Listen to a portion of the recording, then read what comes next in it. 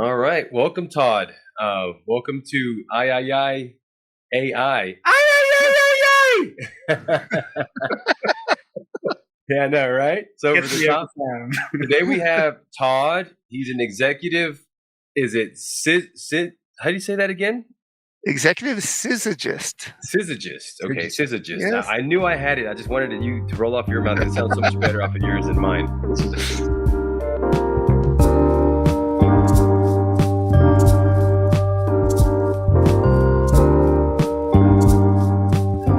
But yeah, so today we're going to be discussing a lot of things AI and how it affects different areas in the industry. Asif, what do you see today from today's podcast? What are your focuses are? What do you want to talk about? We talk about Star Treks with most of our guests. So recently I just started asking the guest ahead of time, are you a Star Trek fan? Because if you are, we're going to just talk about Star Trek. But of course that won't be fair, right? We want to talk about other topics. So look, Todd, I know Todd for a while now, and when we get into the discussion, the groove of that discussion, his ability to reference things from the past and make it impactful for the future and connect the dots for the present, that's literally his title. His title is to bring the celestials things into a single row. So all the ducks are in the row, right? I am so thankful for Todd to make this time and the efforts to join us, because we have so much to learn, right? And once we get bored about learning, we're going to jump into all the movies, all the TV shows, all the sort of nuggets of understanding of how the movies have shifted the world that we're in today. Because to be honest, we wouldn't have as much fun in this podcast if it wasn't for the movies that we've watched and visualized what the world should look like in 2023. And that frustration of not having the world the way that Back to Future presented is probably drove us to the point of pushing forward with technologies like blockchain, AI, trustworthy banking, all sorts of new technologies that we're seeing today are coming together because of those frustrations. So I'm going to stop. I'm going to let Todd take over, make his introduction, because Todd, go full in. Let people know what it is that you're about and how do you do business and all the things people need to know. Please go all in. Yeah. Well, thank you, Asif, Lucky. It is an honor for me to be here. I love the opportunity to share ideas with you, with your excellent audience, and looking forward to some great sparking of new thoughts and new perspectives. So just to clarify, what an executive syzygyst comes from, it comes from syzygy, which is a phenomenon in astronomy when three celestial objects align, like the Earth, the Sun, and the Moon in a solar eclipse. And that's how I do business in my company, Todd Packer & Associates. It's about alignment of opportunity, value, and excellence in order to help companies that are developing new technologies or in advanced manufacturing identify government funding for research, as well as to do broader business development efforts to make this a better world.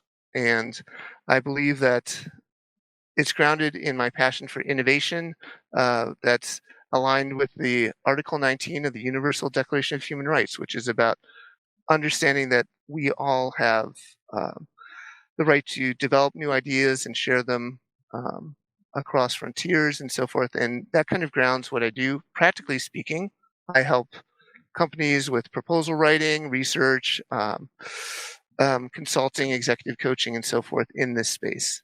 And guess what? AI is affecting some industries that I'm involved with. No way! Imagine that. I guess which ones? So just a couple examples. One is the letters after my name, CFAPMP, refer to I'm a certified foundation level proposal manager, and that's from certification from the Association of Proposal Management Professionals. Proposals are basically, the documents that people write in response to, say, a government request for a proposal or a business, and people will write these up and using best practices and so forth. So, like any profession, there are some specific ways to do that.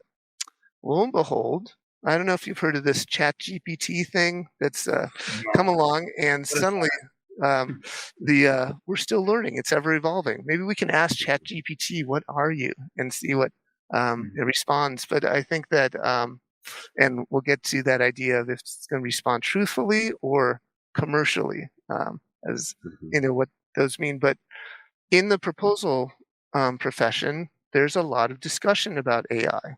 And does this mean that companies no longer need proposal writers? That you can somehow say, here's what the government's asking for requirements, write something up for it. So there's a lot of discussion, a lot of great conversations, and a lot of great presentations by people a lot smarter than I am around how do we respond to this? How do we leverage these tools so that we can still be relevant as a profession and be better, possibly as humans respond to more proposals more effectively by having tools that support what we do. And that's one example. What I do in a lot of ways is relates to government procurement, how the government buys things. And lo and behold, AI is starting to be developed in the procurement process about how to help on the government side evaluate hundreds of things coming through and improve processes in that way. So it's fascinating how even in corners that aren't necessarily like being shouted in the news from like people being worried about artists and musicians and AI generated speeches on and so forth.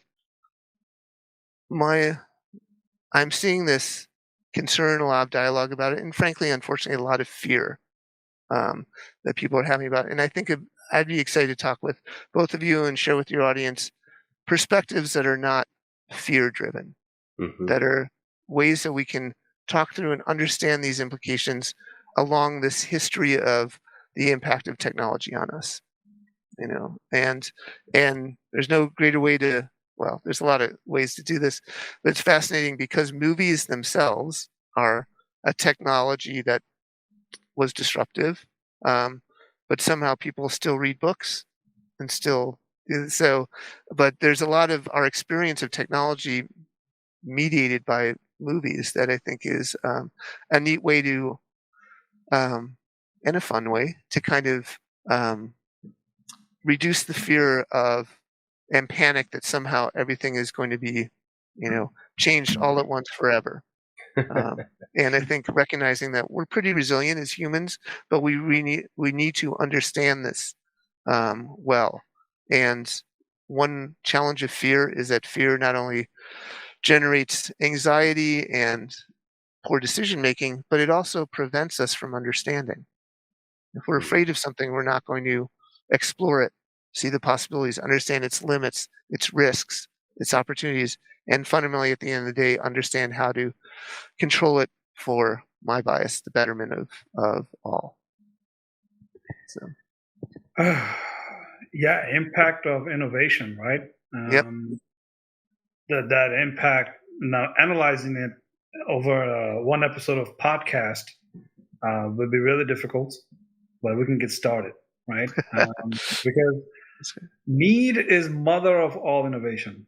And that is one thing that I can, without a doubt, promote that. Because the need that we have for AI and machine learning is far greater than the AI that we ever thought we will need, because it'd be nice to have. I need Asif Haider will tell you that this is not about just having a luxury of AI so that way we can be a little bit lazier and we can have like this augmented AI that's able to, help us cook or do crazy things. No, I just think that's a byproduct of the need that we will address with AI machine learning. And the byproduct is what's going to allow us to develop this need-based AI machine learning. Because when investment flows in, that's the only way you get your needs met, right? So without going too far into the conversation, before we do jump into that deep end of the conversation, let's go ahead and make an introduction to an awesome product called Talent Ascend, right? So if you're listening, welcome to AyAyAyAi, the podcast that brings you to the latest insights and trends in the world of AI machine learning. Today, we're excited to introduce you to a revolutionary platform that is changing the game in the recruitment industry. Talent Ascend.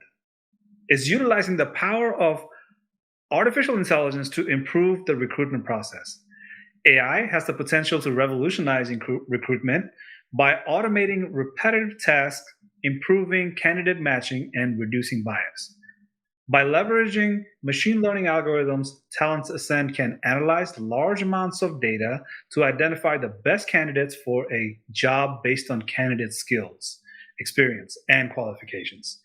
This eliminates the use of the resume, thank you, cover letters, thank you, and applications. Thank you. I love all three of these: resumes, cover letters, and applications. Just gone, right? Love it. And another benefit of AI in recruitment is reducing bias.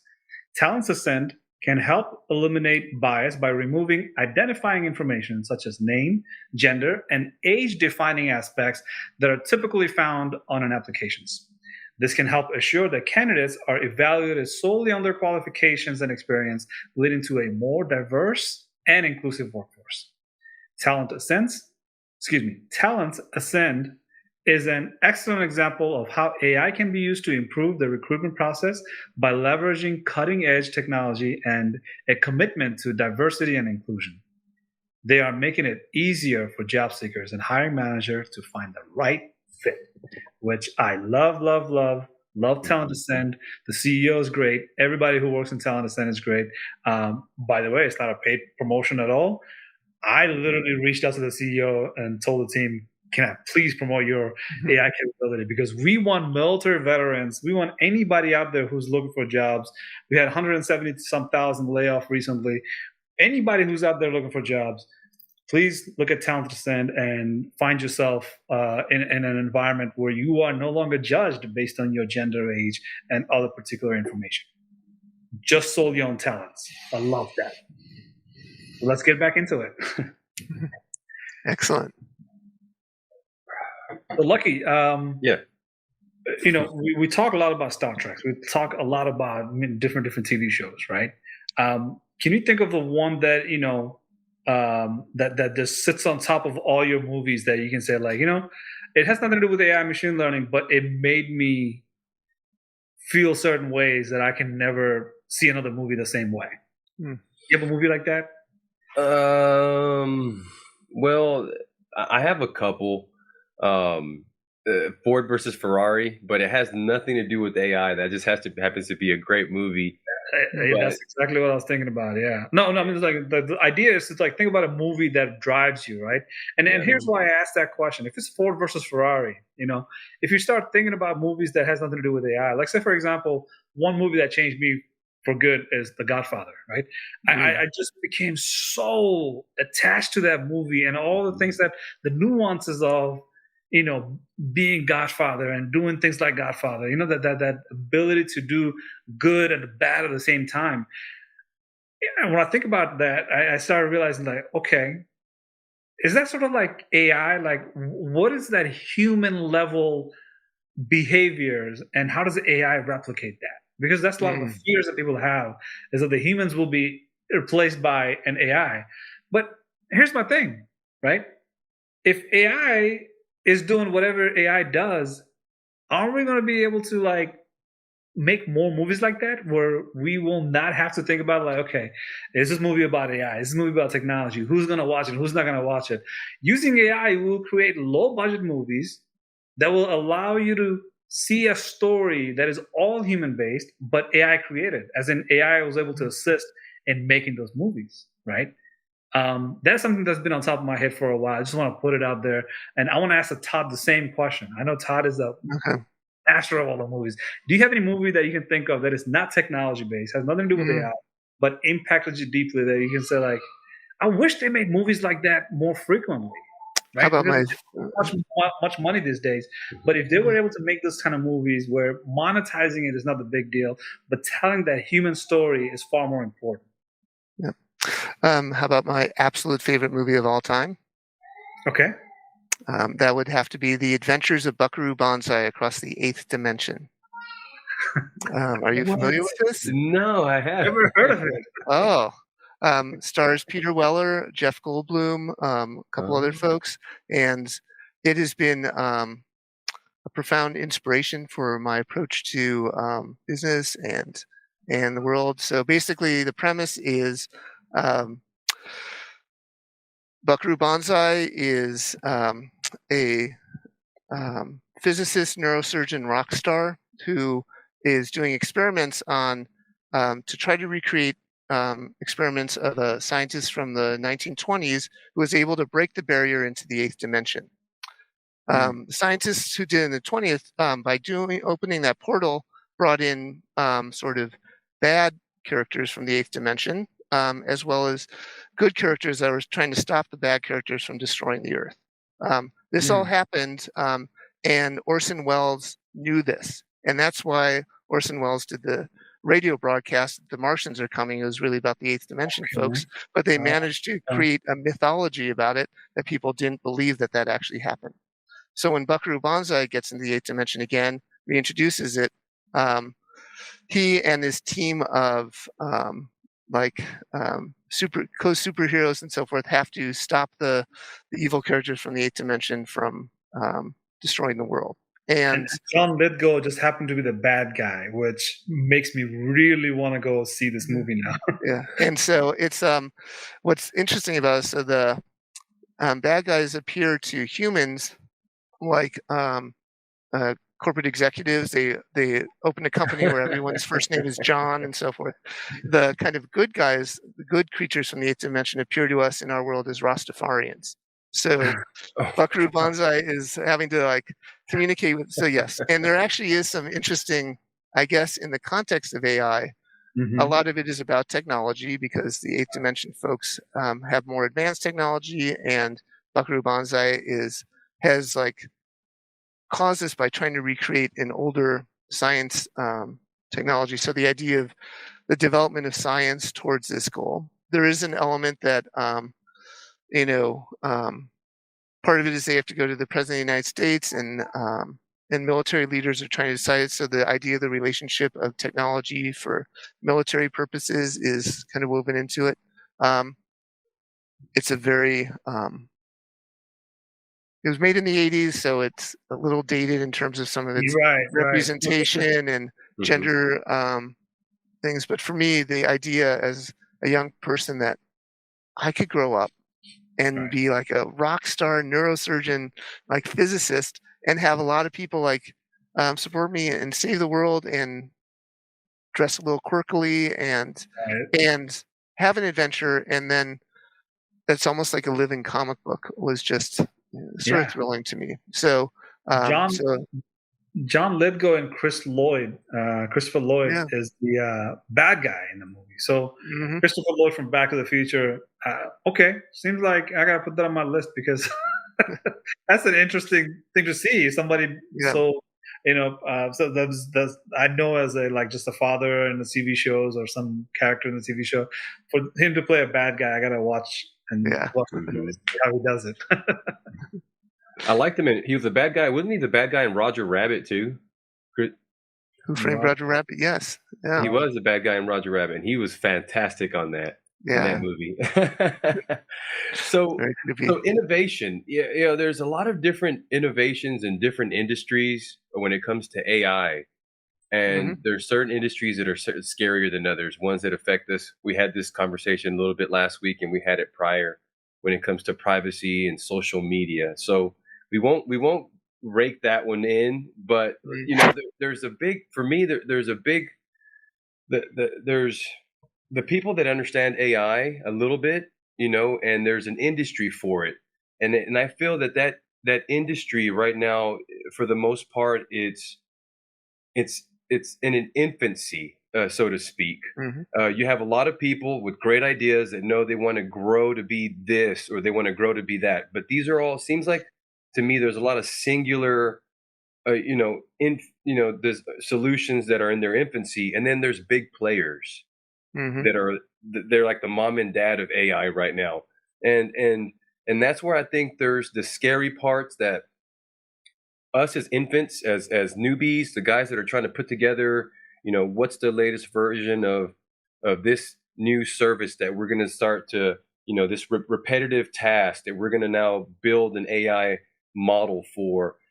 those are the onesie twosie. Those are the sandbox. We're still trying to figure out how to crawl and walk. And then there's Mhm. the big players like Google, where they're trying to put together a god AI, so to speak. And I don't Mhm. know if that's where the differences are, where some people are scared, like Elon Musk is trying to, he's trying to fear monger. He Mhm. and we talked about this a little bit earlier. It's hard for me to believe Elon Musk is saying, "Okay, AI is scary. We got to pull the reins. We got to slow down." Whenever Open AI, Tesla, self-driving cars, he's not going to stop what he's doing. I mean, Mhm. I guarantee you that he's not. So what does it mean? Does it mean regulation? What is it? Mhm. What is the fear, or what are they trying? Because honestly, it's hard for me to trust a guy that's, like you said, has monetized AI the way he has, and all of a sudden now he's saying, "Hey guys, let's pull back on it." What is your perspective on that? Well, how do you? Because Mhm. honestly, a lot of people are scared. For me, it's like, Yeah. okay, this guy's saying scary. It's scary. Mhm. You know, Um, so it's understandable, and especially someone who, to some extent, has branded himself as someone who has no fear. In a lot of mhm, ways, to suddenly like come forward and say, "Oh, I'm actually scared of this one thing."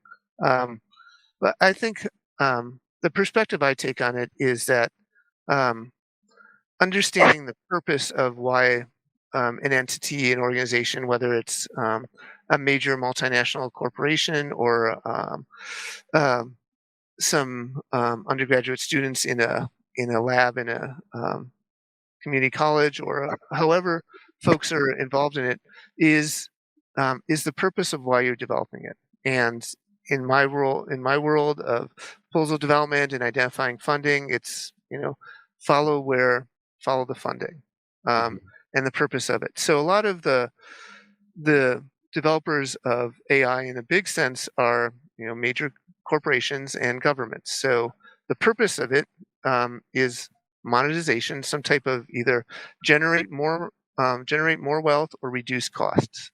You know, from the corporate or business side, and from the government side, it would be some type of policy, whether it's a military goal or a civilian goal from a policy point of view. Um, there are other purposes that AI can be developed. Within each of those, there are things that are really helpful. Being able to um, rapidly contact emergency services and have them help in crisis situations. Understanding how to issue warnings for weather alerts and so forth more effectively, comprehensively, and quickly. Um, mhm. as well as, quote unquote nefarious things, monitoring people without their permission or, figuring out ways to um, encourage plagiarism or, those kinds of things. Imagine a world where we could have people would be encouraged to play with AI in a way for purposes other than money and power. What if, you know, can you imagine like how AI would be used to make playgrounds more fun? Like what if we had an AI that was tracking children's laughter and figured out a way to develop an environment that maximized how much fun kids could have on a playground? You know, and yes, maybe the association of playground people, but what if you just did that to see what kind of cool playground would you come up with or could be developed? And um, my example that I think about that I've been in conversation with a good colleague of mine, Mark Majors. We collaborate on a annual conference that I operate through a nonprofit. Serve on the board. The nonprofit's Workman Circle Educational Center, and the event is Better World Day, where we try to present different technology topics to nonprofits and kind of demystify them in ways that help nonprofits make a better world out of with it. Um, and the conversation we were having about is how do you respond to the question of are you a robot? So if you're human and you want to answer truthfully, then you say no, I'm not a robot. If you're an AI and your function is um, generate more wealth, monetize yourself, the first time you say I am a robot or I am not a human, the person on the other sign would likely hang up the call. So if you're being trained on how to, like, do not, that's a bad result because you don't have the opportunity to close a deal. Next time you're going to learn, oh, don't say that. Mhm. Well, okay, that might work to ultimately close more transactions. It's not the truth. What if you spend time programming AI to just tell the truth? And maybe that's where some concept of regulatory guidance comes into play. Whenever you have regulations like you were talking about, Asif, that just means it's ripe to be broken at some point. However, it's fascinating that there are, typically people think of regulations from a government point of view, our water, our trains, that kind of thing. But there are other ways that other regulatory frameworks. I'm a fan of ISO, International Standards Organization, regulations like for environmentalism and so forth. There's a recent one, ISO 56000, about innovation management. I want to learn more about. Any of your listeners involved, definitely connect to me because I'd like to learn more. I'm wondering if there's conversations about ISO standards for AI, machine learning. Are there ways to understand how to guide this development with some, basic ethics and so forth? So, um, to your point, um, part of the fear mongering is because fear can be monetized in a, that way. My bias is that one of the functions of your podcast, which is a gift to your listeners in the world, is to demystify. Talk through these things, help people not be afraid of the conversations around this, so that we can understand it. Understanding won't make it quote unquote better. Understanding may see, oh wow, it is a really major risk if we, you know, use AI for, operating ventilators in hospitals, for patients on ventilation. Oh, maybe there is an issue with AI if we had fully automated nurseries, and daycare centers. I mean, there are aspects that, as we learn more, it's like, yes, it's possible. Do we want to do that? But we only get there because we're not, the machines are taking over the world. Don't even think about it. It's say, hey, how can AI support these things? Well, maybe, you know, AI could help parents scheduling um, like centers. You could say, hey, I have an emergency. What place is trustworthy that I can take my kid to? You know, um, Yeah. Would there you? are ways that you can leverage the technology to help people find resources more quickly. That doesn't mean you turn everything over. Who, We only figure that who, out in talking through these. who will be better at daycare? Is it Arnold Schwarzenegger or Vin Diesel? Because they both made movies about daycare. Oh, Uh, that's right. and Danny DeVito. Oh, okay, yes. then video preference, right. Not AI though, not AI in any cases at all. Like daycare is not. I mean, I guess arguably, Keanu Reeves in The Matrix was in Hmm. a daycare center, right? That was Yeah. Yeah. yeah. So a life care center, I guess. So Oh man, no. Look, I think you're hitting on some of the major risks, and I think I want to pick that up because need is mother of all innovation, right? So it's worth it in this conversation to separate out that those AIs that you're afraid of, and you look at the other side of the spectrum, where one side of the spectrum is AIs that are dangerous and risky, but on the other side, those AIs are just necessary, mhm, much needed. We need that because um, we need these AIs not because they're expensive, not because they will solve a problem, but because we literally cannot sustain the way we do business today, the mhm, way we are able to extract resource and create new hardwares and new technologies using those resources. We need AI machine learning to reduce the amount of hardwares that we consume worldwide. mhm, And here's one of the numbers. The world's resources that is utilized for all 50 states, 330 millions of residents or so in the United States, we consume about majority, which is I think close to 75% of the world resources for the lifestyles that we're living in right now, right? mhm, That electricity that is constantly available, right? Well, there are countries where they don't have access to electricity. They have to shut it down of 3 or 4 hours a day in order to Yeah. conserve enough Roll, electricity. rolling blackouts, right? Yeah. Blackouts, rolling blackouts, right? So just think about it from that perspective and how much resources you have in your dishwasher, in your multiple laptops, multiple devices. So these resources that are being utilized, right? If we are able to reduce this hardware, because the need is mother of all innovation, we need to have a reduction of hardware that we are utilizing. And I'm not talking about hardware as in computer-based hardware, anything that you can touch and feel. If you're able to redesign that and accomplish its usage, as in the dishwasher, the doors in your house, the windows in your house, all these products that you are utilizing right now, they are logistic heavy, as in somebody in somewhere in the supply chain has to go get the resources, put them together, and get them to the last mile of the product's journey, which is at your home, right? So in your home, in your businesses, you have to reduce the use cases of all these products. So that way you can move into the world where you still, look, I'm not taking anything away from anybody. Nobody should be able to, nobody should be able to take anything away from you, or nobody can take anything away from you without you volunteering it, because you found a better product. And that's what I'm promoting.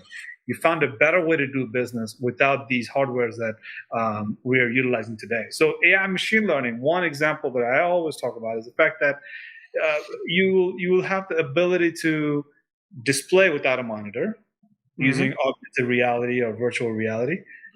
Use a single device like a phone, so that way you can have multiple monitors always in front of you.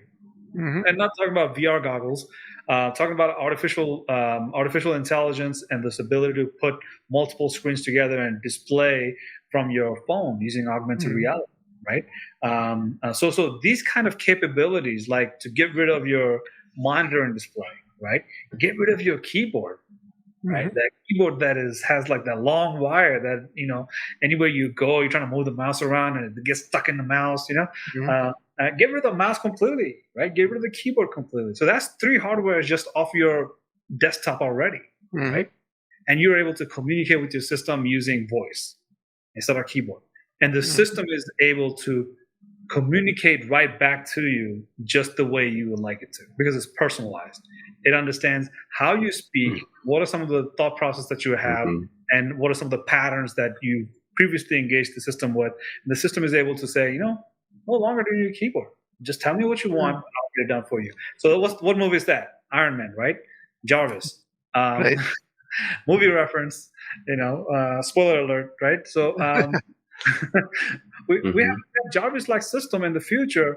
What that does is it reduces these hardwares, and it opens up possibilities for other hardwares to be utilized for other reasons, right? And when I mentioned earlier the consumption of within all 50 states, 330 some million people, there are 7 billion other people, or give or take 7 billion people, that are interested in having the same resource as us. So the next level, the next generation of these resource-heavy hardwares that will have to be manufactured, they'll have to be manufactured for close to, I don't know, maybe billion or 2 billion. Some people, they're like, I want the same kind of luxury. I want to match it with the way the U.S. population has it, right? Because at that point, they're able to say, like, our currency is good enough that I can actually buy that product for everybody in my neighborhood, right? Everybody in my neighborhood can afford that. So what I'm trying to get at is that the population demand for these hardwares are going to increase. And in order to AI machine learning, right, using this AI machine learning type of capabilities like voice AI, the ability to do computer vision, the ability to do the personalization and recommendation system that are able to provide more services to us utilizing the less hardware, I think will it's like do something today so that you can thank yourself 10 years down the road. Don't get caught up in the news cycle where everything you hear about Google is baby AIs are being born, and then that AI is going to grow up. And then it's going to start a podcast about AI. And you're going to replace me from talking, right? Yeah, you got all sorts of fears that will always come at your way. It's only a 24-hour cycle. You got to do something that pays off in the future. Can I just interject? Because I hadn't noticed this before, but Asif, AI is in both your first name and your last name.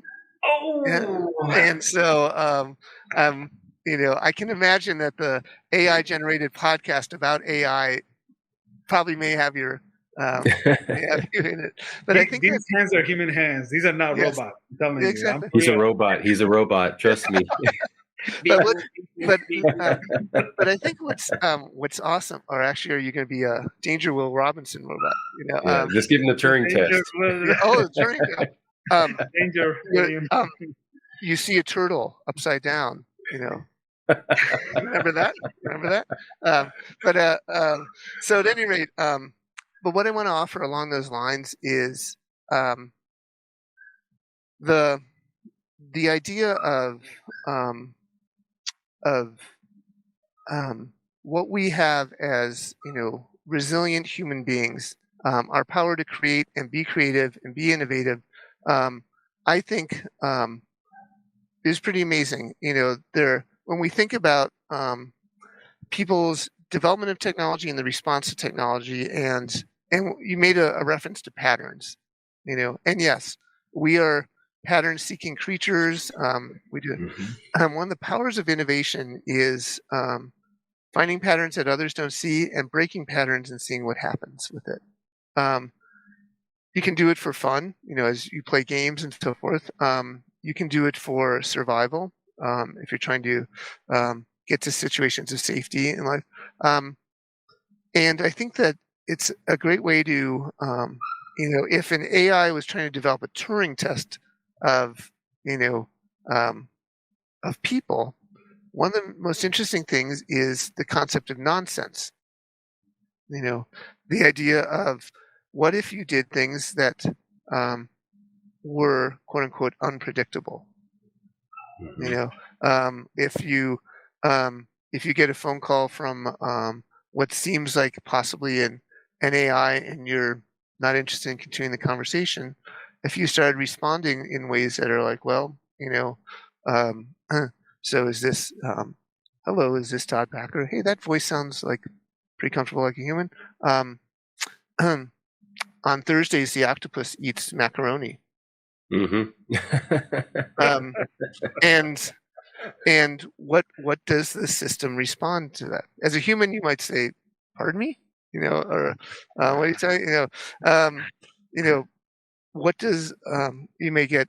I'm sorry, I don't understand that. You Right.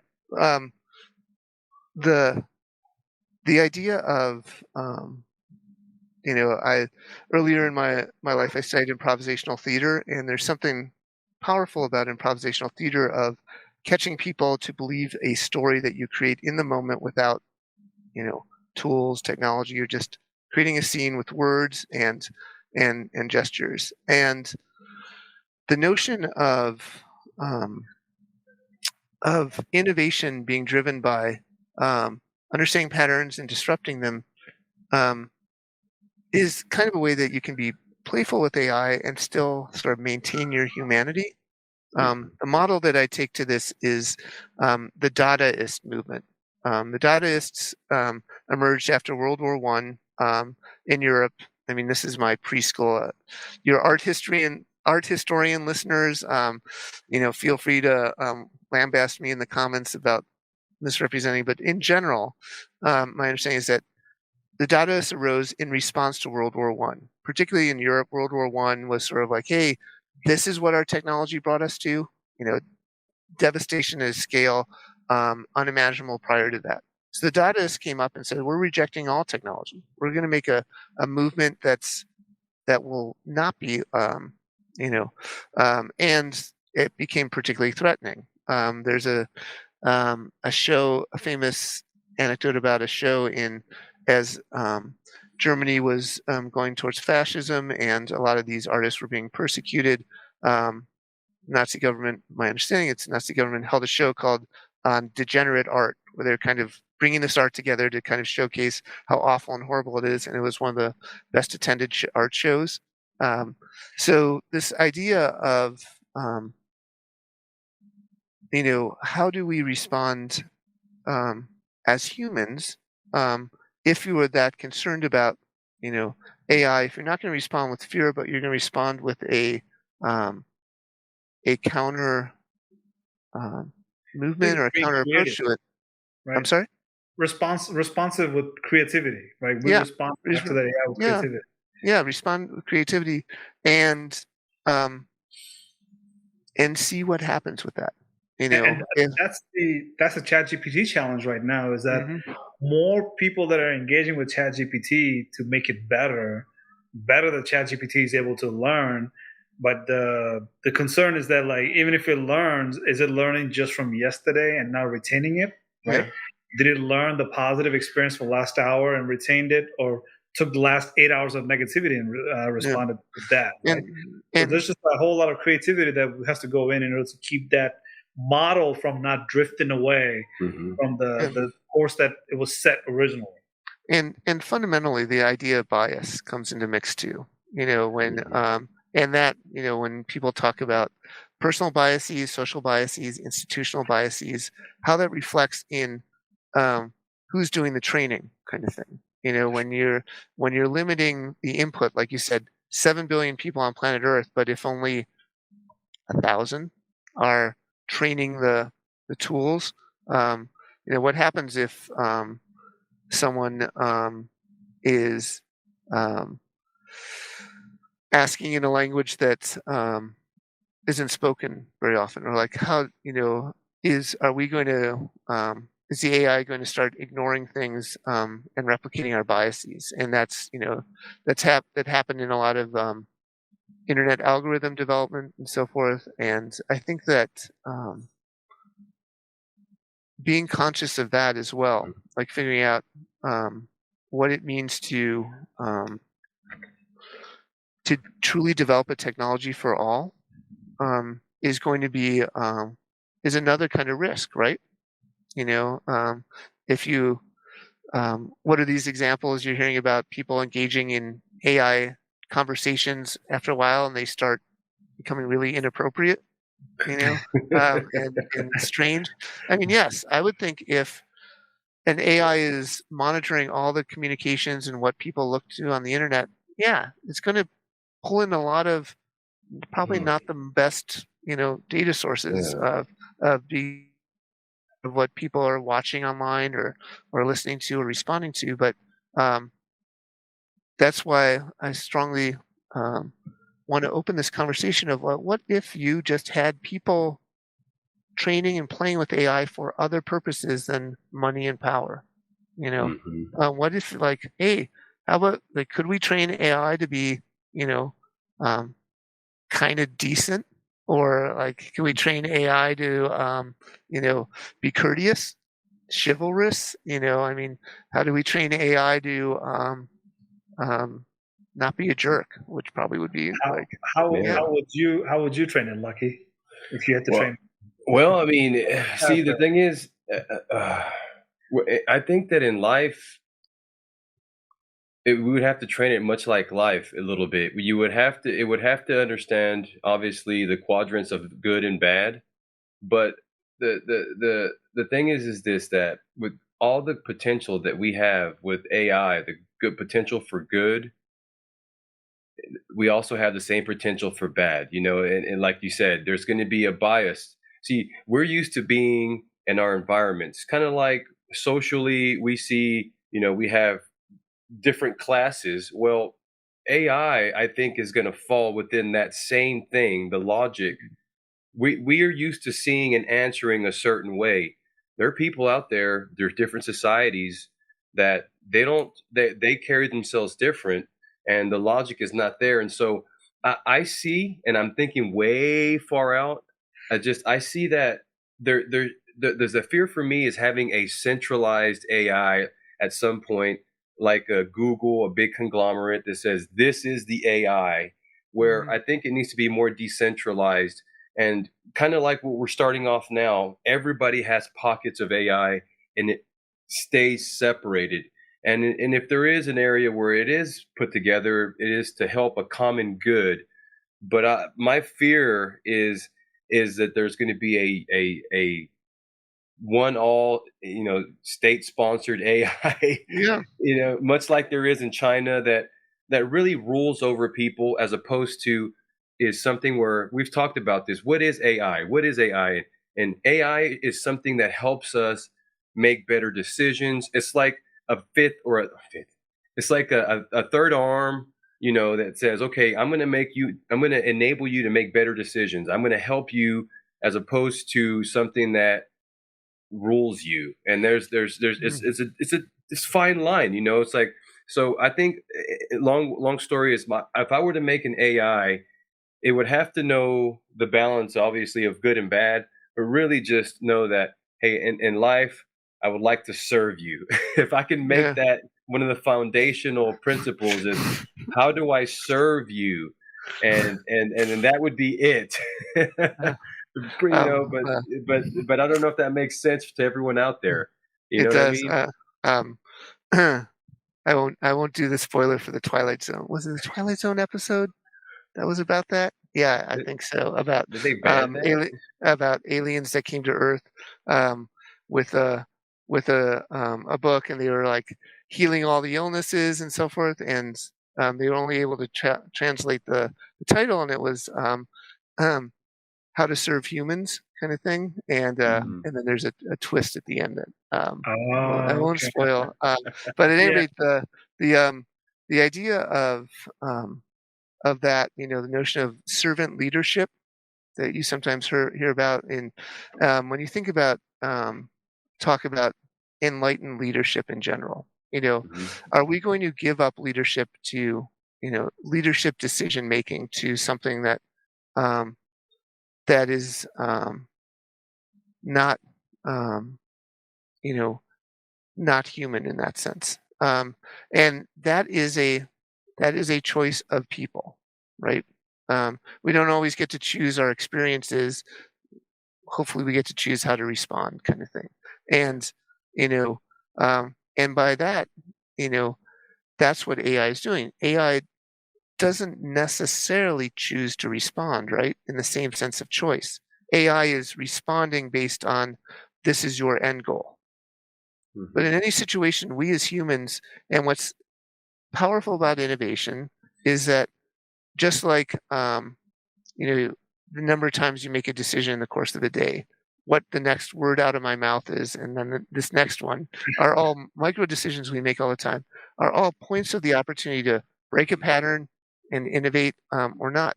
And as we choose to respond from a place of, for lack of a term, equanimity, from a place of, okay, I'm not responding because my um, dopamine has been jacked up because of these of the clickbait I've been watching on the stuff about AI, like dread scrolling AI, like um, stuff. It's like, okay, if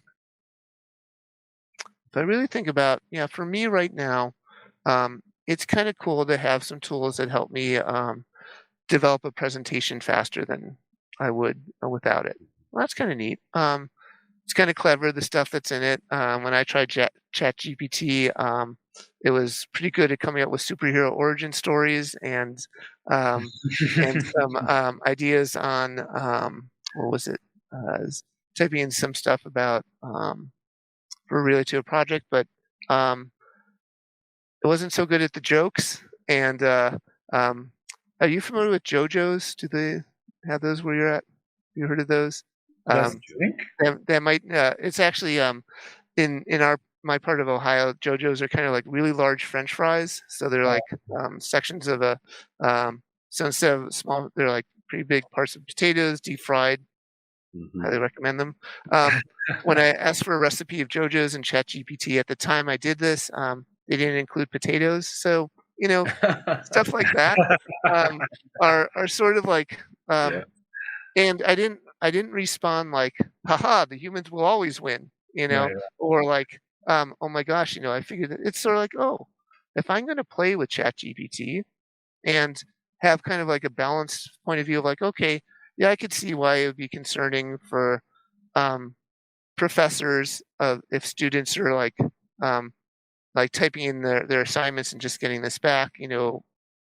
Students aren't learning. ChatGPT is learning. You Right. know, but the students aren't learning. Um, what is plagiarism in that space? So yeah, okay, I can see it as a concern. Let's figure out how we want to address that. Just the same Yeah. way as People using Wow. cell phones get distracted when they're driving. Okay, there's a whole host of ways that we can try to address this, given that it's going to be really hard to change the behavior of stuff. So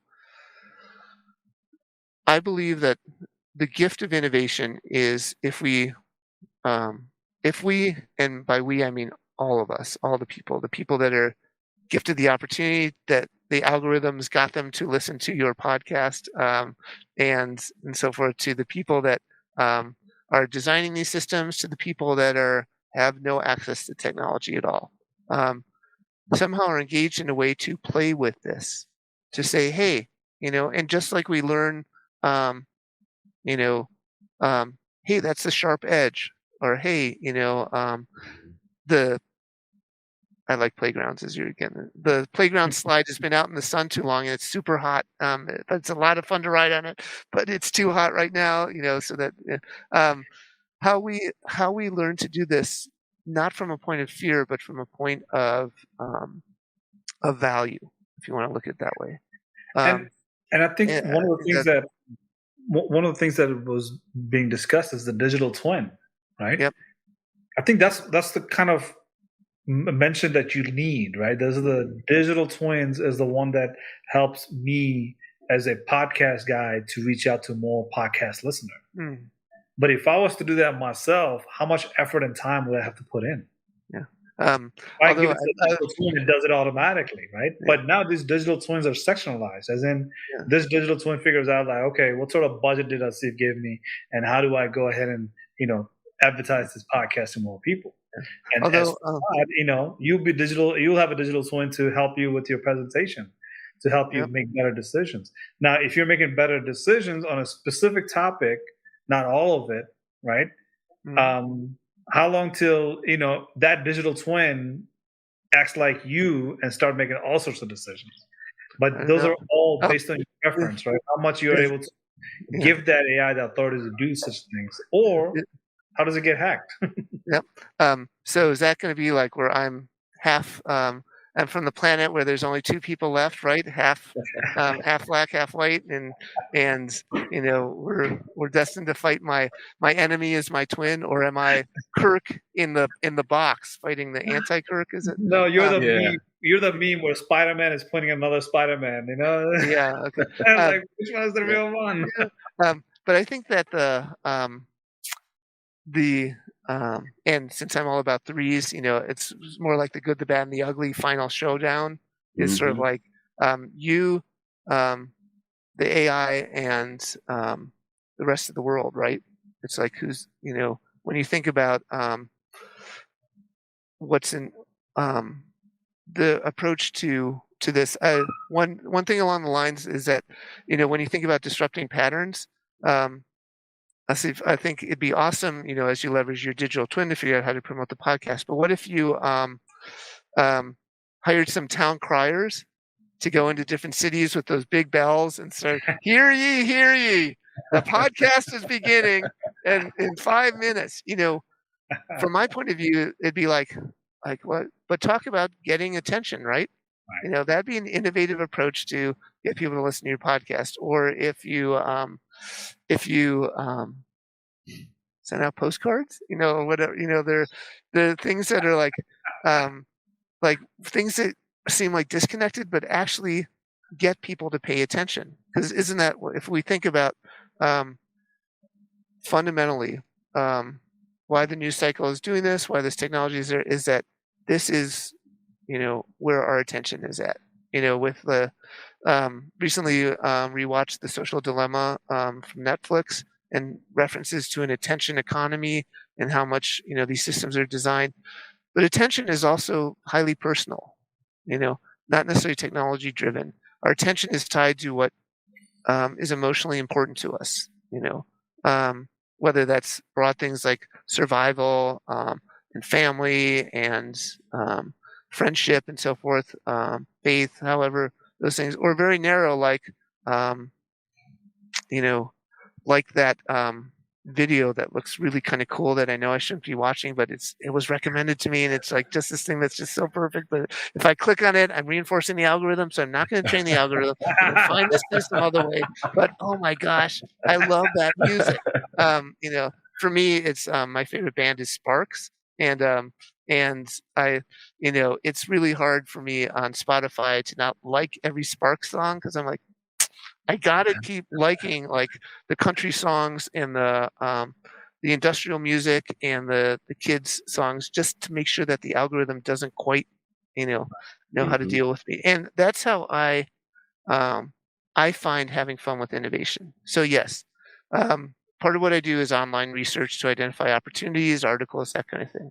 Yes, more and more advanced AI tools will help me find information more quickly, but the alignment of that information, Mm. is it of value? Are the opportunities I'm finding? There's no shortage of funding opportunities or contracts to pursue those opportunities. Um, and in the case of customers, it's excellence. What is so excellent about you that the world needs to know? What's the opportunity that's out there? And how do we align the value you have to offer for that opportunity? Well, yeah, AI can find more opportunities. Um, AI might be a way to help someone repeatedly demonstrate their excellence. Um, that alignment, I find, is the value I as an actual human can bring to this because that is understanding, that's attention, that's listening to customers in a way that's not just what they say or what they type. It's where their eyes glint. It's what are they really passionate about, and trying that, saying, "Hey," and people say like, "Gosh, how'd you find those things?" By different search combinations of search terms, and scanning and saying, "Hey, this is part of its intuition. Part of it might be doing this a lot. Part of it's what may generate."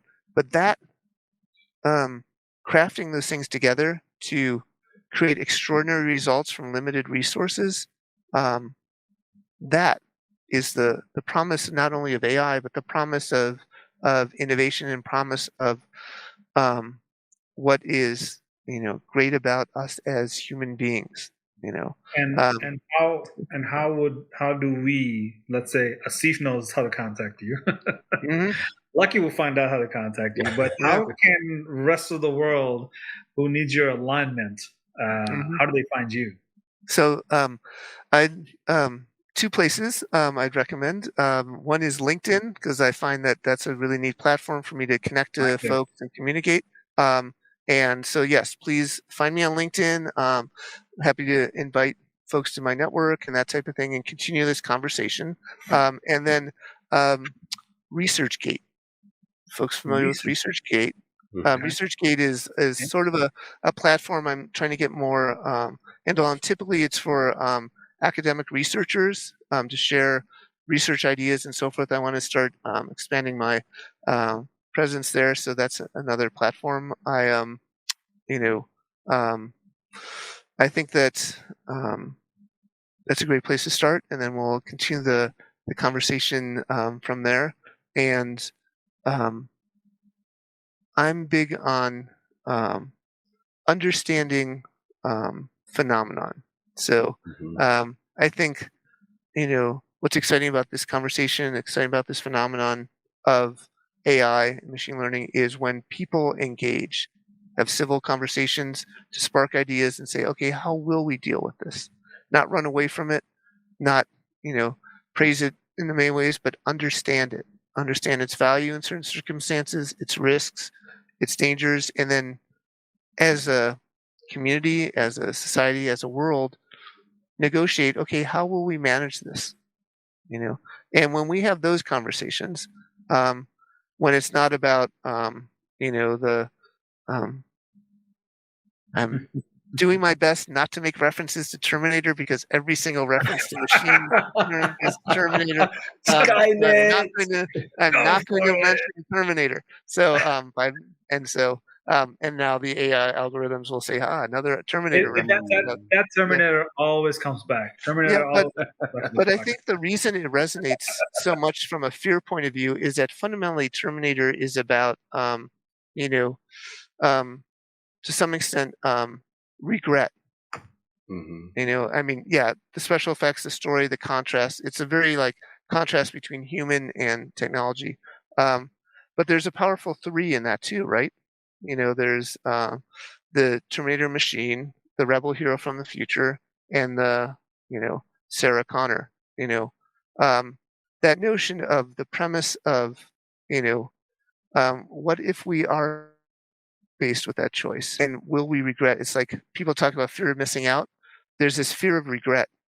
If we can just sort of accept the idea that we will not be perfect, we are not perfect. What we create automates processes, but automates potentially imperfect processes. We as humans make mistakes, and hopefully we learn from those. Does AI make mistakes? No, AI learns, responds, adapts. The phenomenon of mistakes, of regrets, is what makes us human. And so I think what's missed in the fear of a Terminator future is like, wow, the human came back. The human came back to make something human last into the future. And if we take that lesson, not that the corporation designed a powerful machine that ended up fighting each other. No, the humans found a way. The humans, and how did the Terminator figure out how to come back? It had to be in a human form. But the humans came back to make a human solution. And as long as, that perspective, I think, so because I'm not going to mention that movie, I'll say a future movie that that I think is relevant and maybe unsung from that point of view is okay, you can put me on the spot, but let me. Is the man who fell to earth, David Bowie. The idea, okay, and the idea of if we find and retain our humanity through all these adventures, through AI, machine learning, innovation, we're pretty awesome, and resilient. And I think that when we move beyond fear or accept fear and still explore and try to understand, this technology will change. How we respond to it may change, but we own this, and we got this. Well, I would say we got this episode downright packed. Like we're having so much fun with this podcast. Look, amount of movies and amount of reference we have to make. Let's make podcast episode number 2 with Todd Pecker and Hollywood version, right? So with that, Todd, thank you so much for making the time. Because when you bring the human into the conversation, when you humanize the AI machine learning, when you're able to tell a story through the human lens for an AI machine learning possibilities, it all starts making sense. And what it does, it chips away at the fear. So without any doubt, I can say, AyAyAyAi. So AyAyAyAi. So Lucky, how do you say it? and just to kind of bring it full circle, Todd, look, you brought a different perspective where typically in life, I say life is a negative and you're looking for a positive, and you flip the script when it comes to AI. You've really, really focused on bringing a positive to the algorithm. And maybe in the future, we'll see that we'll be able to put together AIs that in life support us, and they are a positive thing to humanity. And so thank you for being part of our podcast today, and hopefully we'll have you on the show again. Thank you again. Excellent. Thanks. It's an honor to be here, and keep up the great work. Appreciate it.